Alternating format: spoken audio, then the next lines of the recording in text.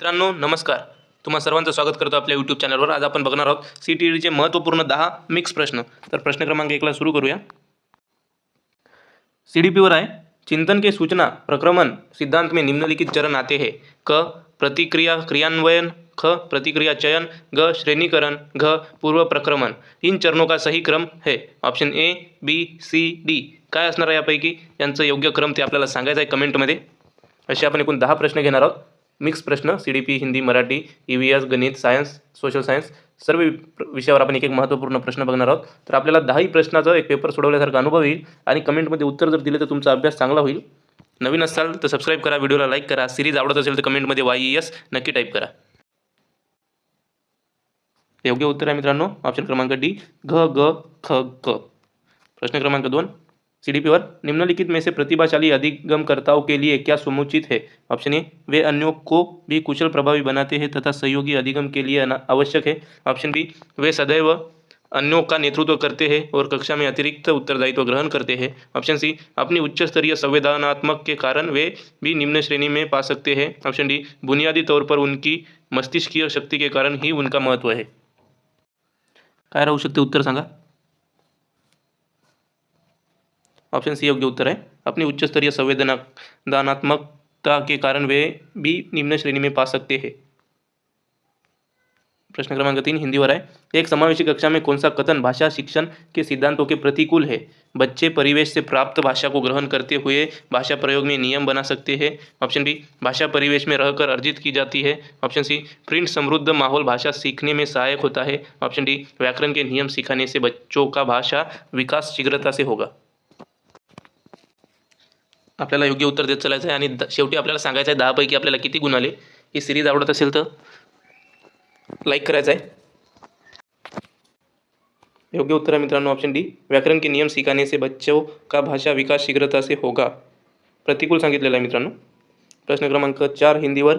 एक भाषा शिक्षक के रूप में सबसे बड़ी चुनौती. ऑप्शन ए, बच्चों को भाषा सीखने के महत्व से परिचित कराना. ऑप्शन बी, बच्चों की भाषा को संचार साधनों के प्रभाव से मुक्त रखना. ऑप्शन सी, भाषा संसाधनों का अभाव है. ऑप्शन डी, बहुभाषिक कक्षा के शिक्षण के लिए उचित रणनीतियाँ तय करना.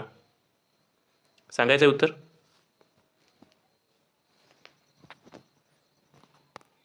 योग्य उत्तर आहे ऑप्शन डी, बहुभाषिक कक्षा के शिक्षण के लिए उचित रणनीतियाँ तय करना. प्रश्न क्रमांक 5 मराठीवर आहे. विद्यार्थी वर्गात प्रामुख्याने बोलीभाषेचा वापर करत असल्यास शिक्षकांनी काय करावे. ऑप्शन ए, बोलीभाषेवर बंदी घालावी. ऑप्शन बी, फक्त प्रमाण भाषेचा आग्रह धरावा. ऑप्शन सी, बोलीभाषेला प्रमाण भाषेकडे नेणारा पूल म्हणून वापरावे. ऑप्शन डी, दंडात्मक कारवाई करावी. या प्रश्नाचं उत्तर आपल्याला आलंच पाहिजे. आपण हा प्रश्न खूप वेळा घेतलेला आहे. सर्वांचं उत्तर कमेंटमध्ये अपेक्षित करतो की सर्वांनी सी केलं असेल. प्रश्न क्रमांक 6 मराठीवर. तो अभ्यास करतो येथे करतो कोणते क्रियापद आहे. ऑप्शन ए अकर्मक, ऑप्शन बी सकर्मक, ऑप्शन सी भाववाचक, ऑप्शन डी संभाव्य. 5 सेकंदामध्ये उत्तर द्यायचं आहे. व्हिडिओला लाईक करायचं आहे, चॅनलला सबस्क्राईब करायचं आहे. सिरीज आवडत असेल तर YES टाईप करून प्रत्येक प्रश्नाचे उत्तर देत चालायचे आणि 10 पैकी किती गुण आले ते सांगायचे. ऑप्शन बी सकर्मक आपलं उत्तर आहे. प्रश्न क्रमांक 7 विटामिन ऐसे पदार्थ है जो पर्यावरणवर प्रश्न है. ऑप्शन ए, हमारी उपापचय दर बढ़ाकर भार में कमी लाते हैं. ऑप्शन बी, स्वस्थ रहने के लिए दवाई के रूप में लिए जाते हैं. ऑप्शन सी, पेशियों का विकास करके हमें ताकतवर बनाते हैं. ऑप्शन डी, हीनताजन्य रोगों से बचाव के लिए थोड़ी मात्रा में आवश्यक है.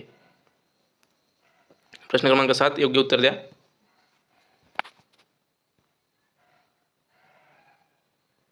ऑप्शन डी आपलं उत्तर आहे. हीनताजन्य रोगों से बचाव के लिए थोड़ी मात्रा में आवश्यक है. प्रश्न क्रमांक 8 पियाजे का विश्वास था कि सामाजिक अनुदेशन से सीखना होता है और गणित का एक शिक्षक पियाजे के सिद्धांत में विश्वास करते हुए ऑप्शन ए, सामूहिक परियोजना और सामूहिक परिचर्चा का प्रयोग करेगा. ऑप्शन बी, विभेदित अनुदेशन का प्रयोग करेगा. ऑप्शन सी, चॉक और टॉक पद्धति का प्रयोग करेगा. ऑप्शन डी, कक्षा में बहुत सारे हस्तपरिचालकों और प्रयोगशाला गतिविधियों का प्रयोग करेगा. प्रश्न क्रमांक 8 गणितवर आधारित आहे. PDF तुम्हाला आपल्या टेलिग्राम चॅनल जॉब स्टेशन आरला मिळणार आहे, तिथून डाउनलोड करा. उत्तर आहे ऑप्शन क्रमांक ए, सामूहिक परियोजना और सामूहिक परिचर्चा का प्रयोग करेगा. प्रश्न क्रमांक 9 विज्ञानवर आहे. विज्ञान शिक्षक छात्रों से कहते हैं आप अपने घर से ऐसा उदाहरण लाओ जहां ऊर्जा का रूपांतर हो रहा हो. यह प्रश्न किस स्तर को सबसे अधिक सक्रिय करता है. ऑप्शन ए स्मरण, ऑप्शन बी समझ, ऑप्शन सी अनुप्रयोग, ऑप्शन डी विश्लेषण.